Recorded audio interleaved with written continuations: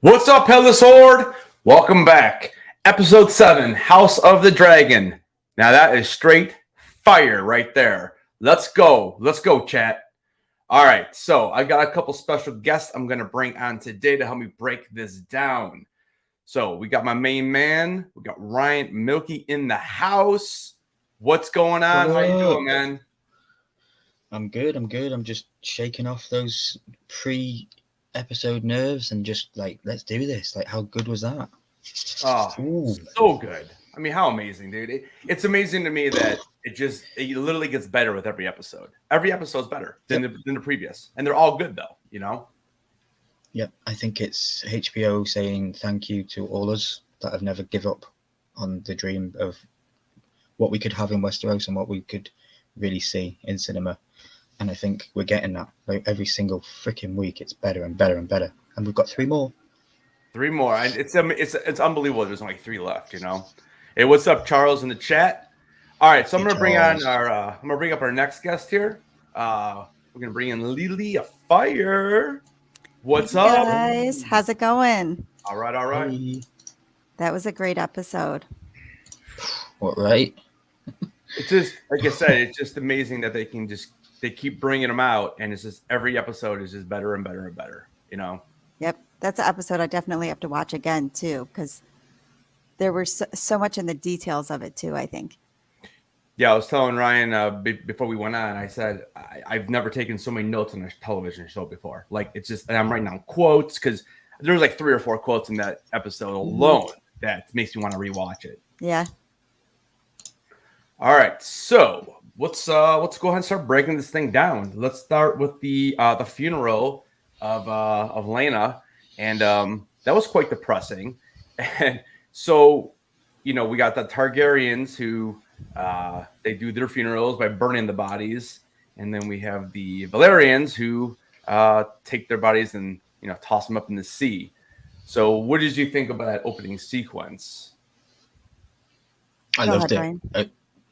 Thank you. I absolutely loved it. I noted one thing in my notes was Ramin Djawadi, the composer that does the music for Game of Thrones and the House of Dragon, just another fantastic score from him. It made me feel something, the music that he played.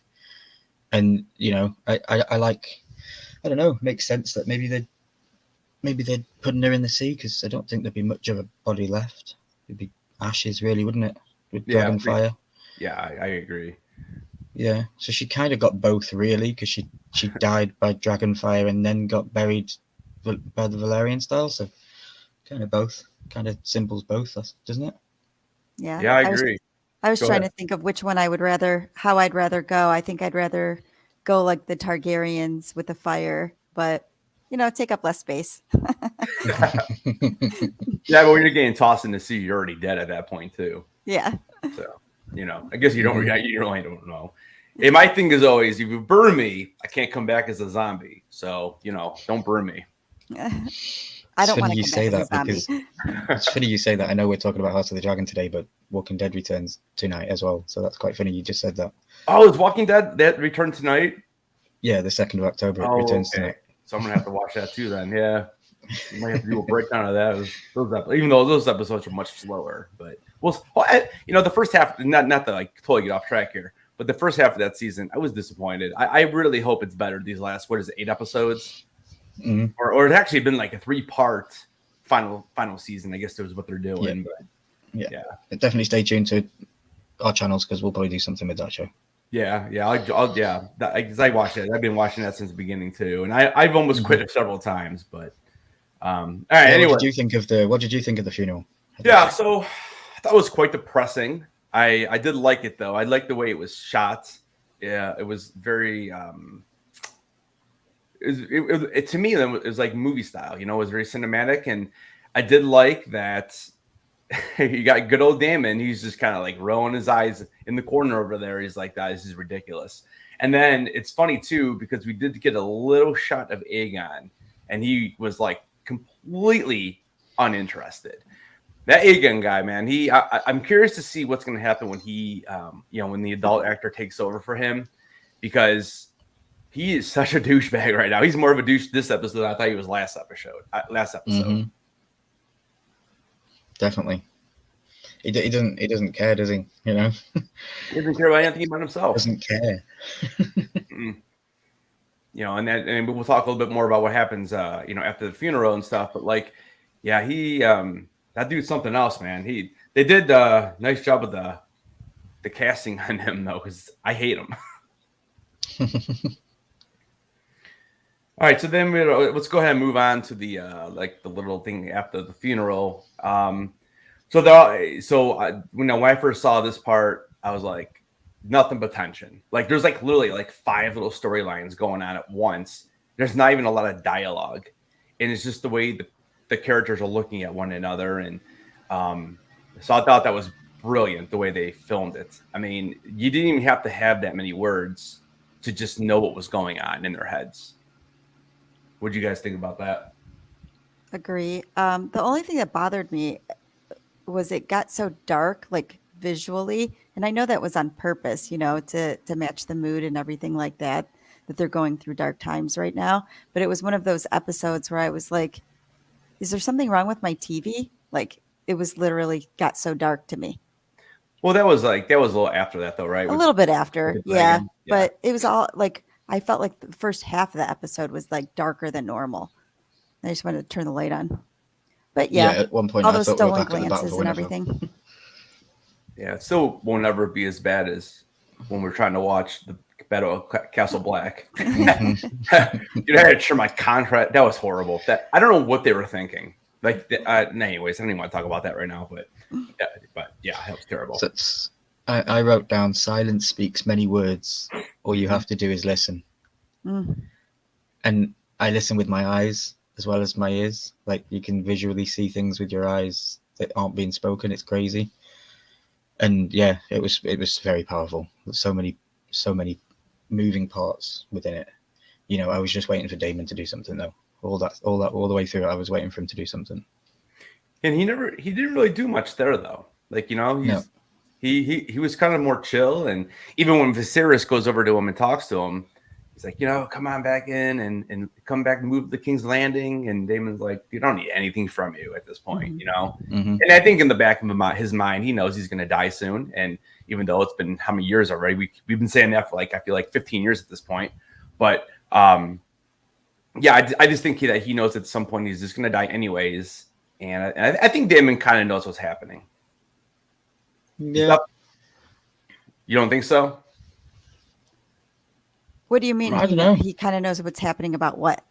I think he knows what's going to end up happening when Viserys passes away. I think he knows. I think he knows there's a war coming. Or do you not think? Do you not think that? I don't know. I think he knows that. Yeah. And I think that's why he doesn't even want to. At this point, doesn't even want to bother with him. You know, he tried coming back a couple times. You know, before the time jump, and he's kind of had enough. He just lost his wife.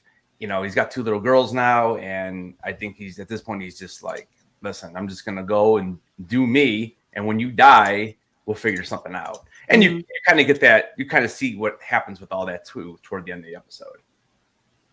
And then we have Aegon.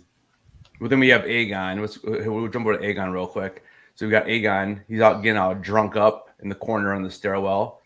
And I love how Otto just picks him up and is like, what the hell is wrong with you? Otto can't stand that guy. See, he had a quick look over his shoulder, though, before he gave him a kick in, didn't he? Yeah, he did have to look over his shoulder. Sure no one was no one was watching because he's kicking a future king and something. Yep. And, you know, let's not forget that during the funeral scene, we seen Otto was a hand again. So now, you know, Otto is now hand of the king. Yep. Which is, I asked you guys last week if you wanted to see Otto back, and he's back. Yep. So that's definitely fun. I love everything he brings to the show. But yeah, Aegon was drunk? Yeah, we definitely missed his character. Otto is definitely one of the strongest characters in the show, and it's too bad he doesn't get more screen time. But it does make you appreciate the times he is on screen, because I think he's fantastic. Oh yeah.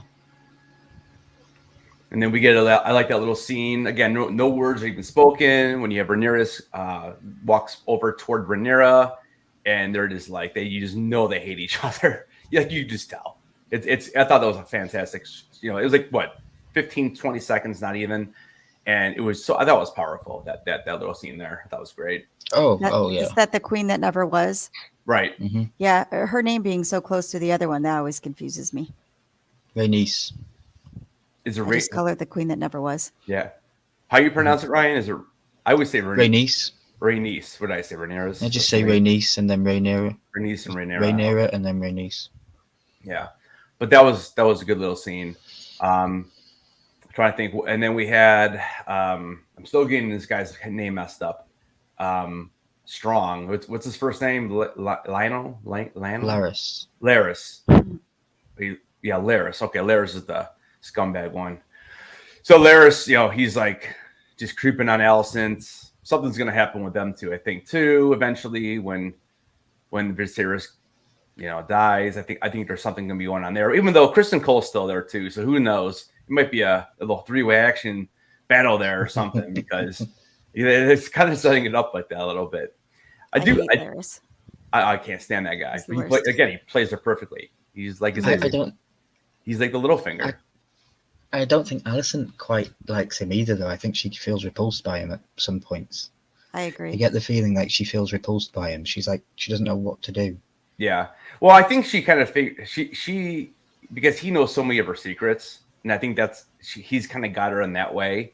And then him going as far as he did last episode with him, killing his dad and his brother, and he almost made it seem like it was her idea when we know it wasn't her idea.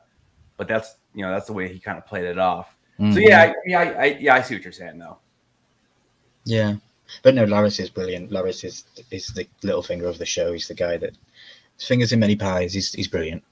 Great casting as well. I think he's fantastic. Right. Hey Anthony Blaze. Hey Johnny Funko. Hey, what's up, guys? So it's funny. I was I started rewatching Game of Thrones, and I'm on. Last night I just finished episode 9. So. Heather's Nest Stark. Dude, I forgot in episode, I think it was episode 8.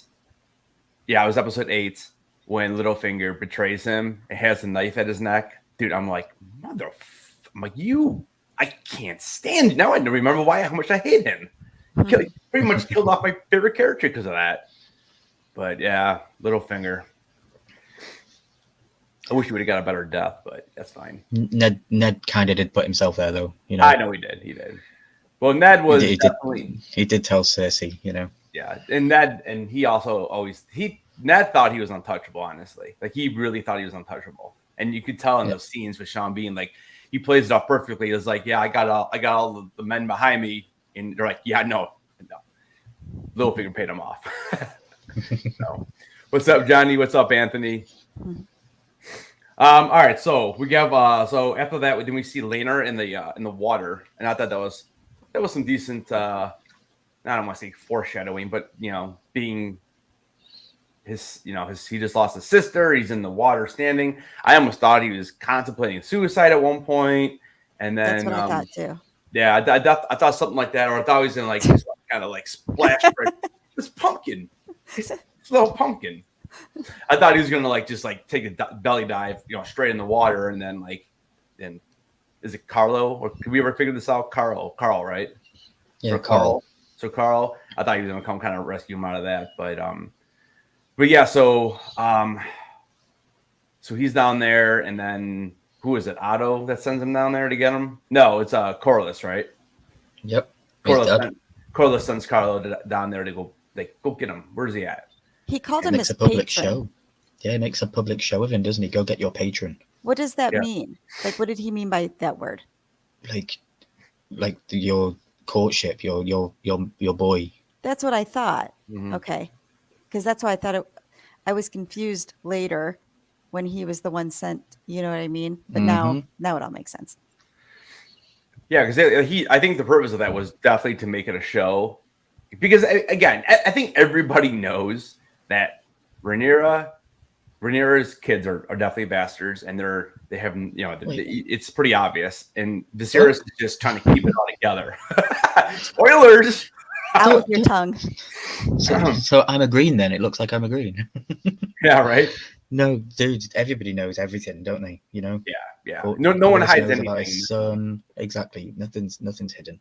Yeah. Well, even Aegon said during the show, basically, like, we all have eyes. We can all see them. Right. So What's everybody funny knows. It's funny too because again, rewatching the original, I'm like, they're either really dumb because it took Ned how long, and I'm like, dude, you can tell. Hey, come on, Robert's got dark hair, dude. They're both blonde.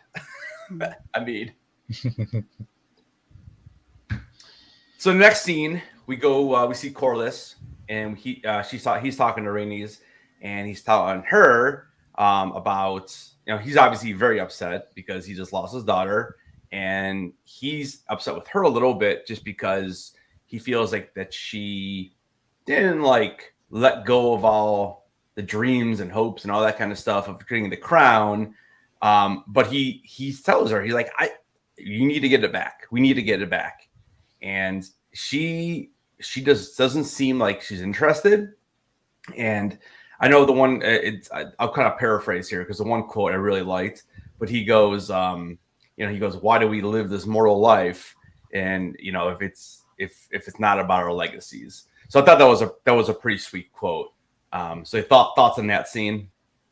Well, and isn't that the same scene where he was saying it's not about blood, it's about the name? Yeah, history doesn't remember blood, it remembers names. Which is great too. I thought that meant, though, that his own son wasn't making a strong enough name for himself because he's not proud of what his son has been doing. But who else does he have? That's it right now. That's it. But I think that's based more on his grandkids. So he's hoping his grandkids will make a name for themselves. Correct. Is that the hope? Correct. Yeah. Yeah, that's the hope. That's the way. At least that's the way I took it. Yeah, I did too. I just also think that he didn't want to cause more grievance within the family name by doing by dishonoring the other boys for their. But yeah, the history do not remember blood; it remembers names. Lines was a very powerful one. It was also in the trailer for the show before the show came out. Mm-hmm. I remember that line being in the trailer. That scene was brilliant. Yeah, I just think that, like I said, they all know that those aren't even his son's children, but because they have the name, the blood part isn't as important as the name, and that's So I think that's pretty much what he was stating there. He's like, we just need to support. And Rhaenys blamed Damon as well, didn't she? Yes, she did. For her daughter's death, because she said that Damon kept her in Pentos and didn't bring her here and stuff like that. So there's probably a grudge there still, because she doesn't like Damon. She can't stand Damon. Mm-hmm. And then we have then we move forward to Damon and Rhaenyra walking on the shore, and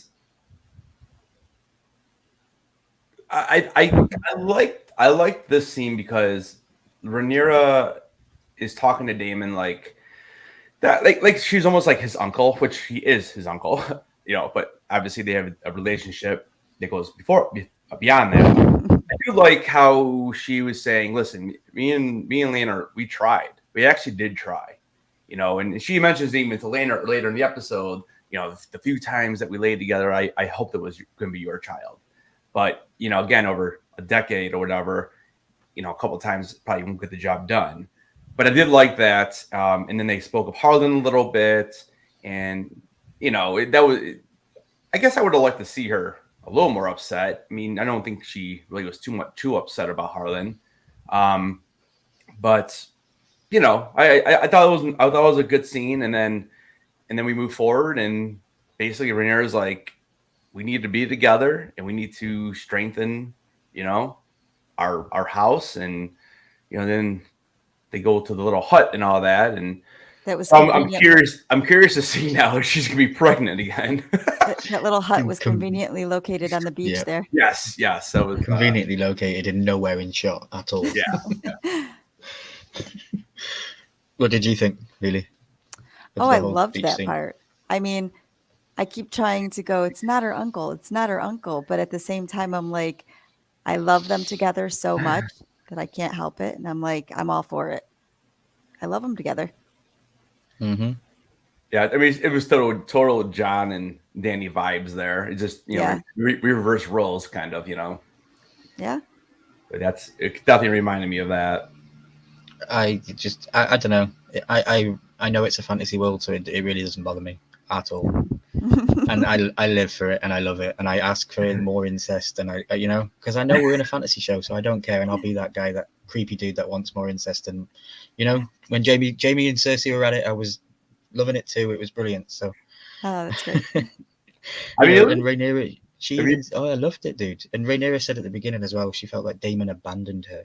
She said that line. It was a very vulnerable line, because she was a child, and she was saying, I was a child back then, and all this, but now I'm an adult, and now I know what I want, and I've been searching for comfort and excitement within sexual favors and stuff. So I don't know. I think she's more grown up, and I love it.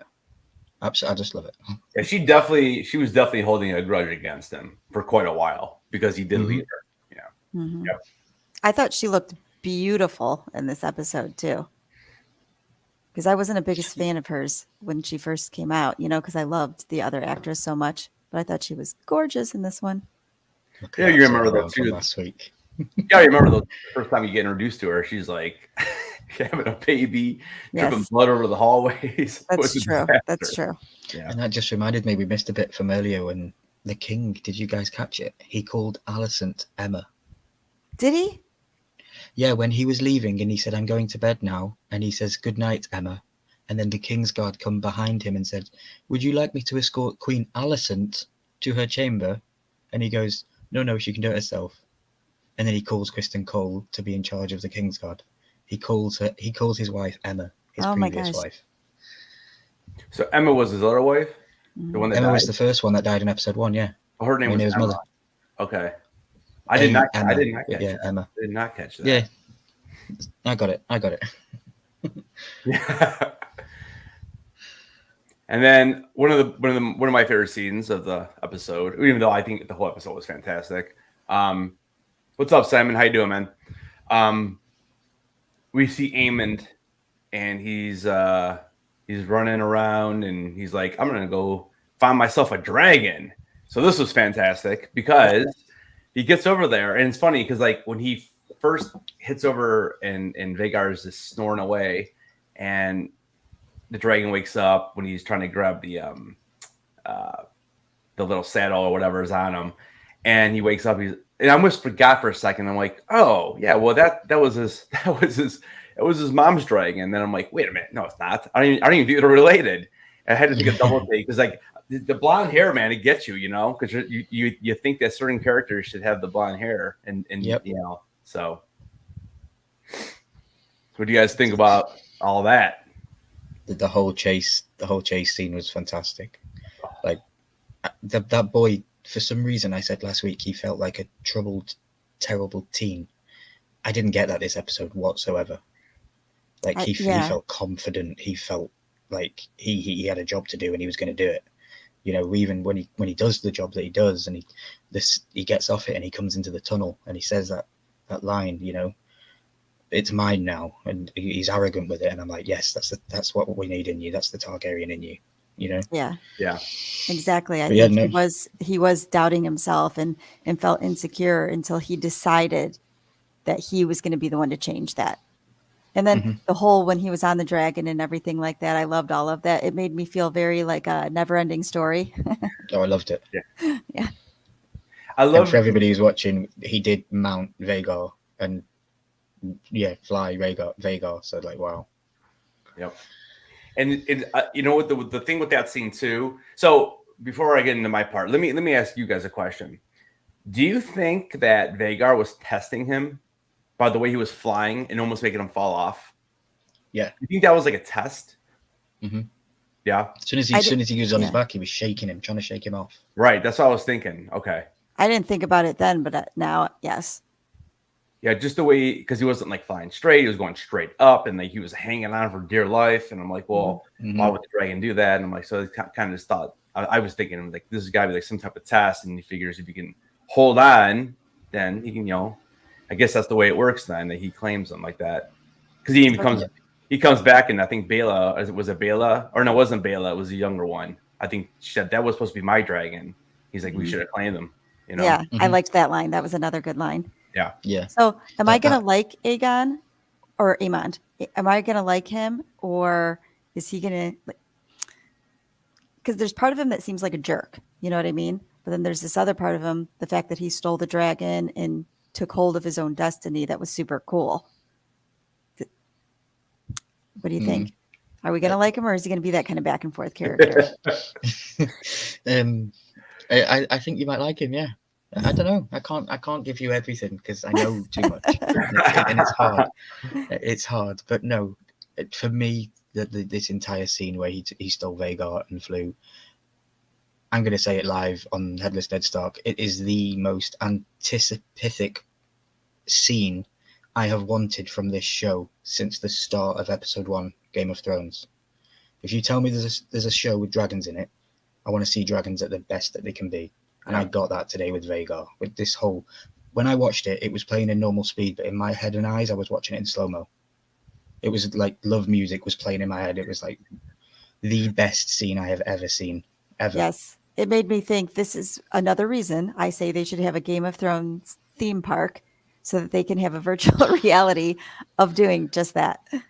Well, it doesn't even need to be virtual reality. They could just build a dragon. It's not hard. Game of Thrones did it. You know? But yeah, it literally is the top of the top, the cream of the cream. It's the best scene in Game of Thrones House of the Dragon history for me. So far.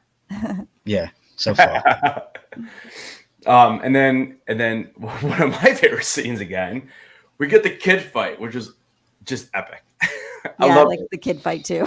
Oh, I was thinking like Goonies, or I don't know what I was thinking, but I'm like, but then the knife comes out, and then you're kind of like, you know, listen, it's all fun and games if someone gets their eye poked out. So did you guys see it going that far at all? Did I see what? Were you shocked with the eye being taken out, or did you think No, something could happen? That was a spoiler that just because I watched TikTok and everything like that, that was one that I knew was coming. So I knew the eye was coming out. I didn't know when. Yeah. But I think we need to talk backstage to see what you might know, what else you might know that might be coming. Yeah, unfortunately, I knew that too, just from watching different YouTube stuff. But you know, it's fine, because it was done so well. Even if you knew about it, it was still awesome. You know, I thought it was great. You know, it really did show too that Eamon, man, he's probably more of a badass than his brother, because man, the way he's pushing around those girls, and he's just like, he ain't taking anything from anybody. And so yeah, that's. So who actually stabbed them? Was it Jace that actually cut him? No, Luke. It was the younger one, Lucerys. Jace threw the sand. Okay, because he had the knife originally. Okay. And it got dismantled from his hands and went onto the sand. So and then he threw the sand, and the younger boy, Lucerys, picked it up and sliced his eye. Oh, because you know, I remember now what I was trying to remember what I want to ask you before we came on. That was the question I had was, and we'll get to it, but like Allison says, or not Allison, is it Allison that says it?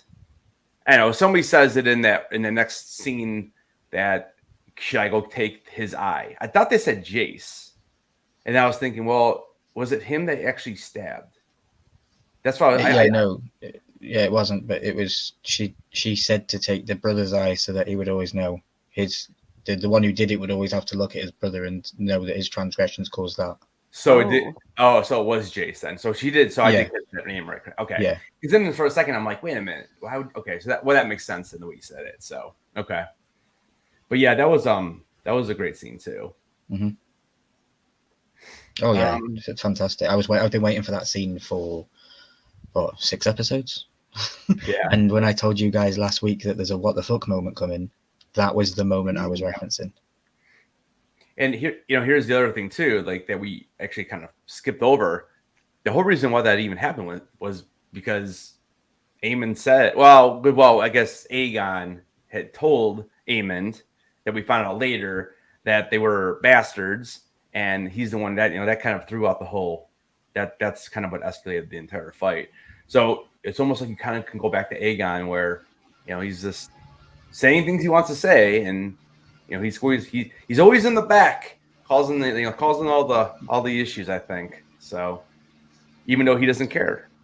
You think Aegon was really to blame for all that, though? Do you not think Alison's been piping that thing since it's happened? Yeah, I blame Allison too. I do. I mean, you could tell that he wanted to mention his mom. Mm-hmm. And, we might as well go to the next scene then, when they're in there and she sees what they did. But yeah, I mean, Allison obviously has been pretty vocal as well, but I think she's the cause of it all. I think boys will be boys, kids are kids. They're going to grow up and they're going to learn the things that they listen to, and if they constantly have had it in their ear that the boys aren't the boys, they're bastards, from the mother who is sickened with it. It is literally eating at her. Mm-hmm. That she knows all this stuff. I just think I don't think it's the boys' faults, to be honest. I think it's all Allison. Yeah. I don't know. I do think it's all Allison that's just drilled it into them. And it's the truth, of course, but now that they're being punished for it and stuff, it's a bit, I don't know. Boys will be boys, I suppose. And then I like how Viserys, like, I demand you all apologize, and we're just gonna keep on living and being like he's so I guess he's so out of touch with what is actually going on. Well, and he won't betray Rhaenyra. He chooses his own daughter over his wife. Absolutely. Yep, absolutely. Which I get. Yeah. Does he? Or does he just feel like does he not want to be humiliated with the decision that he made to make her? I don't know. His next in line. After the episode, even the guys talking were saying how he has a soft spot always for Rhaenyra. Mm-hmm. So I don't know. Maybe. Yeah, I just don't know. I got senses from him tonight that he finally got a bit of a backbone, because for one, he could stand up, so it must be working. and barely. Barely. And for two, he just says empty words all the time. He's got no power. I think I wrote down somewhere that the king has no power, but I can't quite see it. Did you decide if he's going to make it through to the end of this season, or do you think we're going to lose him by the end of the season? I think we'll see him be alive in episode 10. Talking about Viserys? Yeah. Yeah. Yeah, I think We're just saying all his words seem empty. He's got no power in anything he says, no conviction, really. He just seems to shout. I was just saying, like, he seems to have got a backbone this episode, but that was purely because he's walking and it's working. So, I was a bit like, I don't know. Yeah, it doesn't seem to be drinking as much, though. I noticed that. I didn't see him drinking as much. And not in the last 2 episodes. And then we got Allison, who pretty much had enough. So she grabs the Valyrian dagger and goes chasing down Rhaenyra like a crazy person. This was a great scene too. And, it was, I found it a little strange though, because like she's holding a dagger to her and they're sitting her having a conversation. I thought it was a little weird. So I don't know what that was about. I mean, if you're really taking a dagger to go towards someone, and then I don't know, like, I mean, it was to symbolize the dance of dragons. Yeah, I mean, it was a lot of words that they were saying to each other. I mean, it was, yeah. It was crazy. Like it's a scene that's been thrown out as in every trailer we've seen. Yeah. For the show, we got a lot of those given to us this episode, like the one on the beach with Damon and Rhaenyra, even the one when he notices that I've just lost his name. He's flying Rhaegar, and it looks like they're being married at that scene, and we'd always thought that was the marriage scene, but it actually wasn't. So yeah, it was good. It was good. I don't know. Allison, again, I didn't really like the eye for an eye. I thought that was a bit cliche. Like, come on, Game of Thrones, you can do better writing than that. I know it's George R. Martin. That is his writing too, but it's still, they could have changed it up a bit. Eye for an eye. That's a bit cliche. Was that in the book? Yeah, she demanded an eye was taken. Yeah. But they do a lot of that, like, back then. I mean, you speak something that people don't like, they take your tongue. You do something with your hand or whatever, they take a finger or take the hand, whatever. So it makes sense for the time period, I guess. But the best line, this is my favorite quote, it's kind of like when that whole thing de-escalates and, Rhaenyra says her thing, like, now people can really see who you are, which I thought that was a great line. But then the best line comes from Eamon when he goes, I may have lost an eye, but I gained a dragon. Yeah. And I was like, boom, because, I mean, now you guys got the biggest dragon on your side. And so it was pretty cool just because it's foreshadowing what's going to be coming ahead. Yeah, at that point, I would have been like, give him a fist pump and been like, yeah, you got the biggest dragon too, didn't you, boy? like wow. Yeah, he was a great line. Yeah. And he looks badass now, doesn't he, with the eye? Yeah. I think it looks cool. Yeah, he's got a crazy little scar there too, so. And I love the direction that they've gone in the show, because even though in Game of Thrones there was a lot of violence and stuff, there wasn't much done to children. Whereas in House of the Dragon, we are actually seeing children getting hurt and in the firing line, because you're playing with the big boys now. This is the Targaryen family, the fire and blood, you're going to get hurt. Yeah. And I don't know. I just like the direction that they took it, and they've been bold enough to do that, And let's not forget, we've been talking about the boys all the time, but how weird is that girl? Like, dude. The blonde one? Yeah, but she's playing with spiders. I'd kick her in the head. Yeah. Helena, I'd kick her in the head. Right? Yeah. Yeah, she's creepy. But, so she's set to marry Aegon, from what they said. His sister. That's already set up.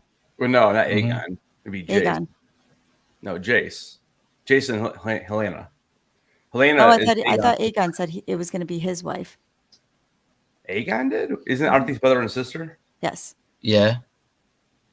But they're Targaryens. Yeah, when his brother is saying to her how weird she is, that you should just go and you should marry her and you should get with her. And he said, I would if our mother had made it that way. I will marry her. That's what he said. Did that imply that's who he's supposed to marry? I thought they made a deal or something with Jace. Or was that? Now I have to go. Well, didn't Jace go and hold hands with the older Valerian but girl? like the previous episode when they were at the small council meeting, Rhaenyra had said something like, we could. Yeah, but Alison denied it, didn't she? She turned it down. Did she actually turn it down though? Like, did we hear? That's the impression I got. Yeah, she was like, "Well, we'll discuss this," which meant basically it's not going to happen. Oh, okay. It was too little, too late, she said. Okay. Well, I guess go marry your sister then. That's Jamie. It's cool. Game of Thrones, That's awesome. Oh my gosh! And then before we get to the best part, what I really liked is right at the end of that, after Eamon kind of says his little line, you can kind of see the two families kind of like separate, and you can definitely see like how the battle line is drawn and the way they shoot it. Thought that was pretty neat too. What did you guys think of Kristen Cole being like, whatever you say, my queen? I thought that was pretty cold. I was like, dude, you're gonna go and attack the woman's kids. Yeah, he was like all about it, really. Did you even seen the other dude? The dude that's in charge of him. He was a bit like, really, you're gonna do that? I don't think he would have done it out of honor. I don't think he'd have done it.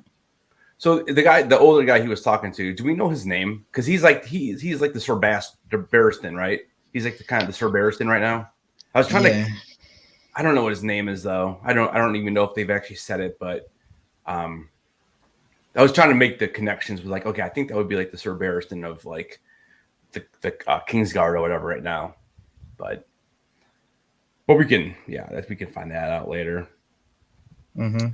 And then we do actually one more scene before we kind of have the finale here. So, which again, whenever Otto's in the scene, I think it's great. But he goes to see Allison, and I'm curious to see how he's going to react. And he's like just completely proud of her. He's like, I didn't know you had that fight in you.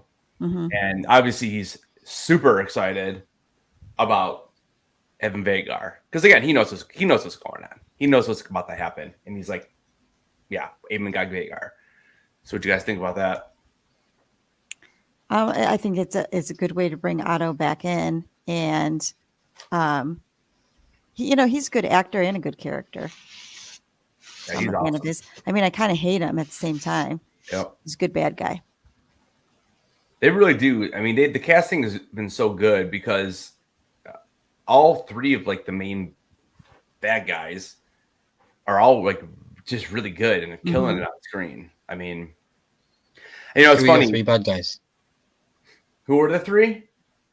Well, for me, it would be Otto. Yeah, Otto, and then we have Laris, and I mean, for me, it's Allison. So okay, yeah, I mean, those would be the three, and maybe even Eamon at this point, because I mean, if we're doing a time jump next episode and he's gonna be grown, I mean, he might be, we'll see. He might be the biggest bad of all of them, really. That's another thing with another time jump is that, like, I like these kids too. Yeah. Like, and then they're going to take them away already and change them to older people again. Yeah. It kills me. I know. After I'm finally starting to learn who they are, and then I know. Yeah. But now they have different faces. At least we have an eye patch so that'll help us. Mm-hmm. Yeah, Otto being back is brilliant. Like, Otto is in a film that I watched growing up called Kevin and Perry Go Large, and it's about two like teenagers that go partying to Ayia Napa or like Las Vegas or something like that, and they're from they're British, and they come back and he's in it. The guy that plays Otto, he's in it, and he's absolutely brilliant. He's such a great actor, and he's in so much. And yeah, he brings so much. I even hear the Welsh accent in him because he's naturally Welsh speaking. Like when you hear his actual voice in interviews and stuff, he's really prominently Welsh, and you could actually hear it a little bit in that scene where he was at the fireplace with his daughter. And yeah, you mentioned on it. He said Otto knows what's coming, and having Vagar on side is a big thing. Yeah. Oh, he knows. I mean, if you watch my video the other day when I broke down all the dragons, Vagar is like this basically the only dragon that can be compared to Balerion. So Otto is very calculated. I think he's the smartest player playing the game right now. I was going to say he reminds me of a mixture of like Tywin and Varys a little bit. Mm-hmm. And then I have no more notes because the last 10 or 12 minutes I couldn't keep my eyes off the TV. So, okay. So then we have the little conversation between Rhaenyra and Damon, and basically saying basically acting on what they were talking about earlier in the episode about joining the house together again, and making it whole or whatever. And they want to talk about getting married, and there's one issue because we have not Laris, I can't remember. Leno, yeah. Leno. We have Leno. Yeah. We have Leno in the way. So what are we gonna do about this? And then they completely play it off like, yeah, he's got to die basically because apparently there's no divorces in Westeros. No. Yeah, but before we get to that scene, Leno does return back to Rhaenyra after all the commotions happened. Oh yeah. Yeah, you're right. And he's like, I'm sorry I wasn't there. And he says, I should have been there for you. And she says that should be our house words. I should have been there for you. Yeah. What a that was a good line wicked too. line. That was a cool line. Yeah. And then I was like, dude, it's like a sick puppy returning home. It's like he's never there, you know? When all the shit's happening, sorry for swearing, when it's all happening, he's never there. Yeah. You know? And then another scene just before we get to where you were then, we were on the boat because they all leave. The Queen leaves. And Larys goes to the Queen and offers his services. Oh, that's right. Yeah. And says, you know, if you would like an eye to be taken, I can sort that for you, my Queen. And she's like, not today, thanks. But I'm good right now. But yeah, I'm going to keep that fish on the line, and I'm going to call it in when I'm good and ready. So I'm wondering what she might want him to do. That might be fun to investigate one day. But yeah, and then we cut to where you were just then, Headless, where Rhaenyra and we're going back to that ship too, because I know last week on the live, I think it was on your live. I think I was saying that I thought Allison might just and be the one who ends up just killing Viserys if he doesn't die of natural causes or whatever. But okay, that could be it too. She could just be like, "Listen, I need you to take him out because he doesn't know what he's doing anymore." So there you go. There's something to think about. Mm-hmm. Definitely. Give him a little tea or something. A little milk of the poppy.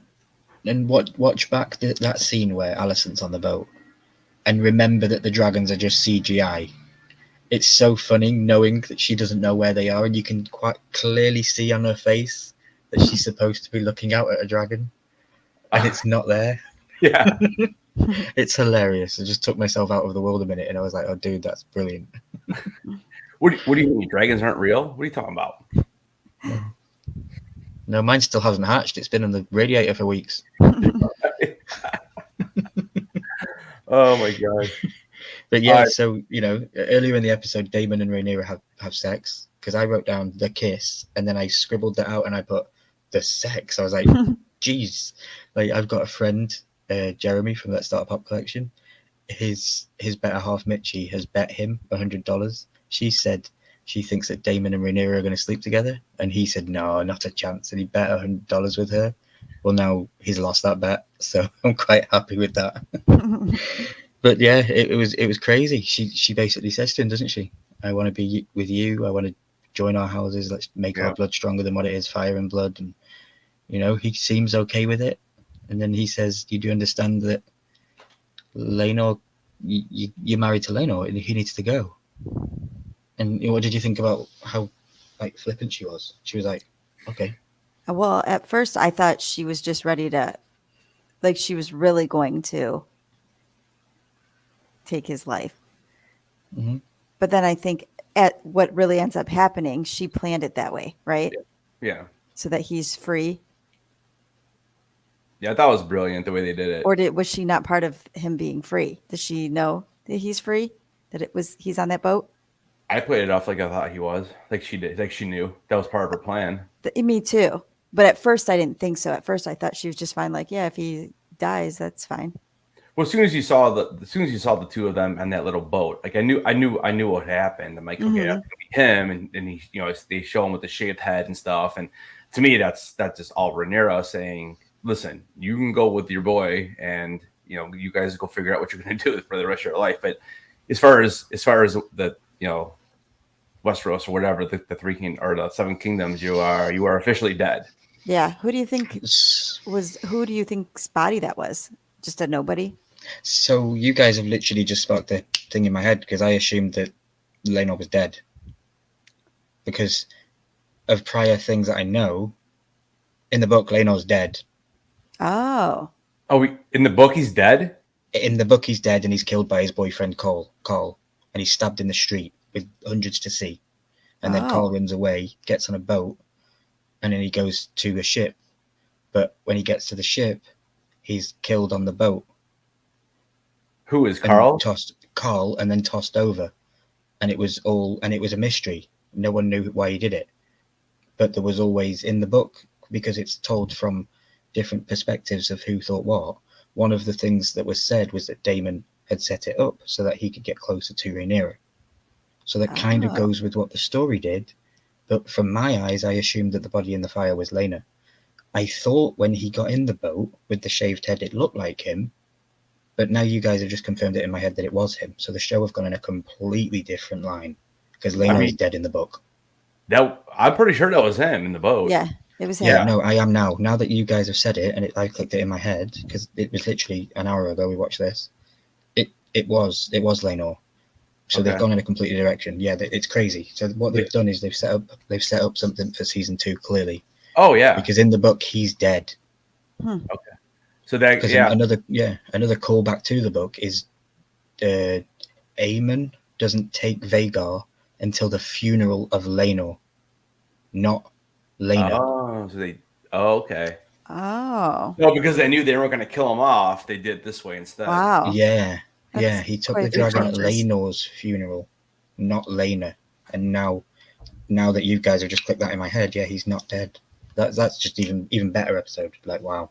Well, see that now it's unknown to me. I don't know what's coming with that now, so I'm going to be excited. Right. You know.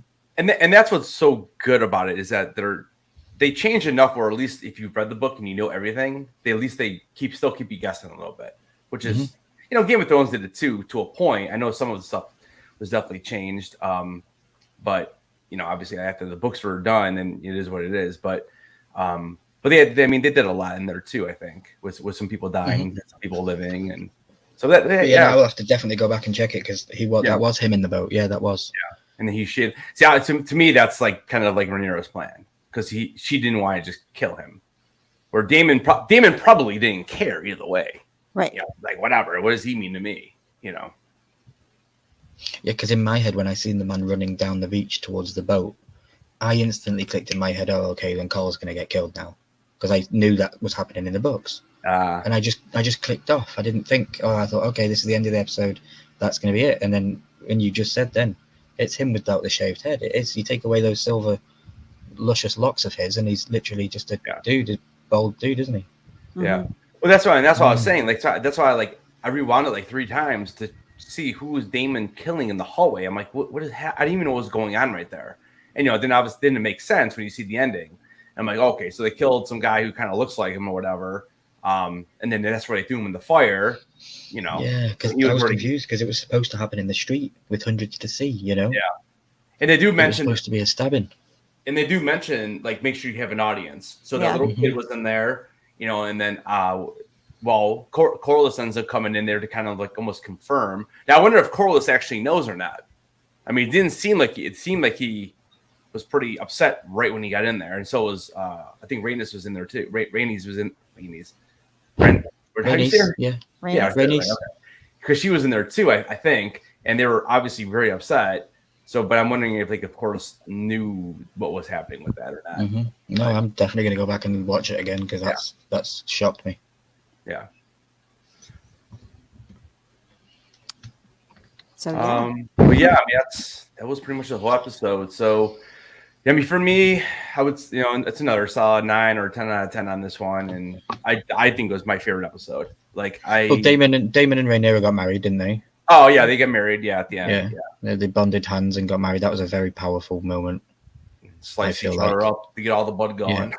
Yeah. I didn't like cutting the lip with the dragon stone, though. I was like, ugh. I know, right? Give me the willies. She went from the beginning of the episode being like spoke about and whispered about, and like to the end of the episode being basically most powerful couple in Westeros. Like she even says, let's do it as Aegon did with his sister wives. Oh, yeah. Yeah. She wants to be part of that prophecy and that history, the best time for the Targaryens, and I think it's brilliant. But yeah, the best episodes so far. Oh yeah, hands down. There were so many good scenes, just so many good scenes. Like if we do a video on these next 4 or whatever, it's gonna be tough in this one because I don't even know. There's so many good ones for me in this one. Yeah. Oh, dude, it's just getting better and better, and it is so nice to be able to talk with you guys about things like. Obviously, I knew about Lena being killed, and I knew about the Eye, and I knew about Vhagar, and I knew about all this back in episode 1. And to now be able to finally talk about it, it just feels like a weight has been lifted. Sometimes it's like, because you just hold it all in. It's crazy. Yeah. But I think I'm going to stop reading books, and if it's anything to do with this world, I think I just want to be wowed by the television. Yeah. And then go and read the books. That's why it's so hard. Like, because I mean, after talking to you after the first couple episodes or whatever, and you made me want to go read the book. And now it's like, if I read the book, then I wouldn't. I mean, yes, you can still have a few little surprises or whatever, but yeah, like I did because I knew genuinely think at the time that we're at now. Sorry to disturb you, to put in. If you listen to the audiobook, if you just listen to it a little bit, because it's 26 hours long. Yeah. And you don't get anything in the story that's part of the House of Dragon show until after chapter 12. So if you download Audible, you can get a free copy of Fire and Blood, and I'm not even sponsored by them. You can get a free copy of Fire and Blood, and then you can listen to it. You can even delete the Audible subscription straight after, and you get to keep the book forever. Ooh. Oh, really? Yeah, and you can have it as Audible on your phone. And what you do if you're driving, you can just play it. I do that. What I personally do is I can't sleep in silence, so I go to bed and I put my phone under my pillow and I have it playing on. And if you guys started now and just did it a little bit, by the time the season's even finished, you'd then be into the House of the Dragon stuff, and it wouldn't be spoiling anything for you. So the first 12 chapters they have nothing in that in the shows. Nothing. It's all built so you don't get to the succession. You know, where Jaehaerys chooses a king or queen. Yeah. In the first episode, that's in chapter 12, and it's called Succession. Wow. That's it. Huh. So you get a lot more backstory of like, is a lot more backstory of like you get everything, of the people who lived before them, or like you see Rhaenyra as a child, or you see some of it. Yeah, you hear about some of it. Okay. And then like, so what chapter do you think they're up to right now? If you had to take a guess. Right now we are in the Blacks and the Greens, chapter 13. Wow. 13 or 30? 13. How many? Oh, wow.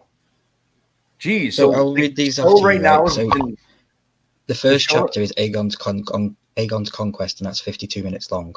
Then it's Reign of the Dragon, The Wars of King Aegon I, 26 minutes long. Then you've got Three Heads Had a Dragon, Governance under King Aegon, 22 minutes long. Then you've got The Sons of the Dragon, 2 hours and 4 minutes long. Then you've got Prince into the... Yeah, that's just one chapter, 2 hours. And then you've got Prince into the King, The Ascension of Jaehaerys I, 32 minutes long. And then I'll just tell you the times now going down. You got 45 minutes long, 1 hour and 17 minutes long, 38 minutes long, 1 hour and 17, 1 hour and 41. And then when you jump into the long reign, Jaehaerys and Allison, that's 2 hours and 36 minutes. It's like a movie. Then you jump into Heirs of the Dragon, A Question of Succession. That's 1 hour and 54 minutes, and that's where House of the Dragon starts. That's chapter 12. Then we go into 13, The Blacks and the Greens. That's 46 minutes long. And then I can't tell you what the next one is because that's a spoiler. So how many chapters will be up to season 1 then? Possibly 13, I think, will be this chapter. And 13. How many chapters are totally in the book? 14, 15, 16, 17, 18, 19, 20, 21, 22, 23. Okay. And we've only gone through one chapter of the book in these first 7 episodes. So why do you think they cut out the first 12 chapters for the show? Just too much, or it didn't need it? Yeah, it didn't need it. Okay. Well, because we're building to the House of Dragon. We're building to the Dance of Dragons. We're building to multiple dragons in the sky fighting each other. We're building to that. Okay. So, that it would have took way too long to get to here, and to be factually and to make everybody understand what's going on.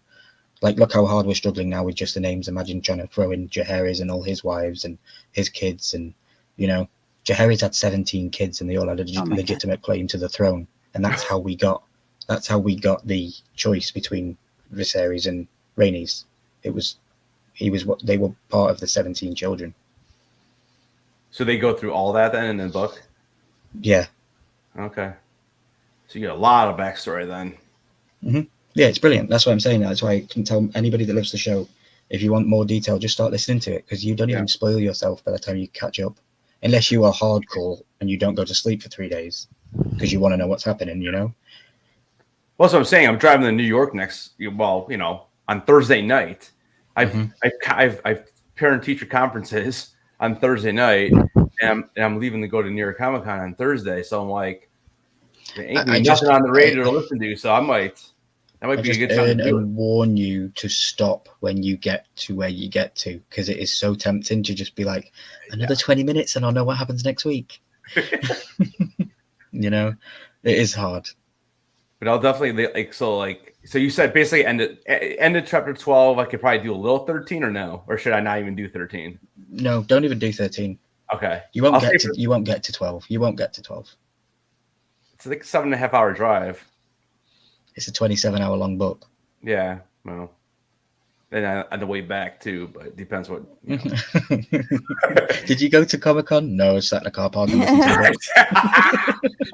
I just sat in the car listening to Fire and Blood. Oh my god! But yeah, you should definitely check it out on Audible. Yeah, I'll download it. I might even be able to get it through. If I could, what you're saying, you go through Audible, you sign up, you get a free copy of it, basically. But they just give like one free book or something. Yeah. You get a free book every month, and it's $9.99 a month. So if you want to keep doing it, you can get all the other books, and you can listen to all the other books as well. But if you just want Fire and Blood, just create an account, download it, make sure you've downloaded it, and then delete your account, and it'll still stay there. So is it like a free month or something they give you, or do you have to pay $9.99 or? They give you a free month. Okay. But then after that, they'll charge you, obviously. Gotcha. Yeah. I was thinking this. Awesome live, guys. Cool. Yep. Past my bedtime now. All right. So tomorrow we'll be live on your channel, yes? Yep. Tomorrow we'll be live on my channel. And what time are we going to do that again? What time are we doing that at? 7, 8 Eastern. 7, 8 Central. 7 to 8 Central. Yeah. That's 8 or 9 for us. Okay. You got anything else coming up this week beside that? I'm going to be joining some handsome fellow that likes dragons also. I think it's Headless Ned Stark. He's got a channel.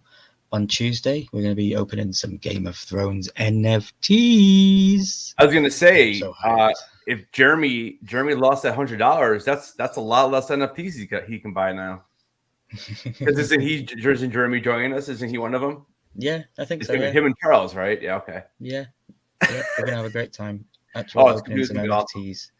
I'm just hoping I don't have to go buy them in the aftermarket. I'm hoping I can at least grab a couple. I'm preparing myself for that fact. I know. I'm trying to figure out how I'm going to do this. And then Tuesday night, I'm hosting the Horsemen of the Apocalypse live. I've got Anthony Blaze coming on. He's a Funko guy. He collects Funko sodas, and he's got loads of chases. He's going to come on as a guest, and we're also going to have a Kahoot game for Charles because he's recently just hit 1K. Oh, so nice. I'll be shouting out at him. I just did a 10 or 12 questions all on Charles's channel, and the winner is going to get a Ms. Pac-Man plushie and also a Orange Ghost plushie. Just a little fun and a little game, but that'll be on Tuesday at 8 Central. So go check out Charles Papa Missouri, right? That's his channel. Mm-hmm. Papa Missouri. Go watch some of his videos so you can try to win that Pac-Man. I'm gonna go check out some of his videos. I want to win. I love me some Kahoot. Everyone's welcome. I want to thank Lily for her time and you for your time. And I know it's late for both. Absolutely. But late for Lily and stuff, and it's definitely late for me. It's 4:30 in the morning, but I'm used to it. Oh my gosh. So, Lily, you dropped a video a couple of days ago on Handmaid's Tale. So, are you going to do anything else this week? Well, I got parent-teacher conferences coming up this week, so that's about it. So we'll see. Yeah. How it goes. Tomorrow, I'll probably drop. I'm going to try to get my trailer reaction video out. I don't think there's much news right now in the Funko world. New York Comic Con's coming up. I'll drop something with that this week at some point. And then Tuesday, we have our live opening the NFTs. And next Sunday, I won't be live because I will be at New York Comic Con. Actually, I'll be at the Harry Potter play during this time. Yay. Yep. We're going to see The Cursed Child. So I'm excited for that. But I should be home before you're live on Monday. So I'll hop in with you if you don't mind. And so you're not able to watch the live? Are you not able to watch the episode live next week? I probably won't watch it live. I'm probably going to have my wife at least drive an hour on the way home so I can watch it. So then I'll be prepared for your live on Monday because I should be home. You can tell your wife from a man in Scotland that if she was a good wife, she would let you watch it. Oh, she will. She will. She'll let me watch it. Just say from a random man in Scotland. I drive everywhere. She can drive an hour. She'll be all right. Yeah. I just won't let her drive through the mountains. Actually, I don't even know if we go through the mountains. I don't even think we go that way. Pittsburgh, I guess, to Pennsylvania, there's a few mountains, but anyways, yeah. But all right, sounds good. Awesome, guys. Thanks for helping me out on this live today, and it's always fun. So, like I said, I won't be live next Monday or next Sunday, but I'll be back for episode 9 and then obviously 10. So, all right. Good night. All right, guys. Have a good night. Oh yeah, and don't forget, keep your heads on. Have a good night, everybody.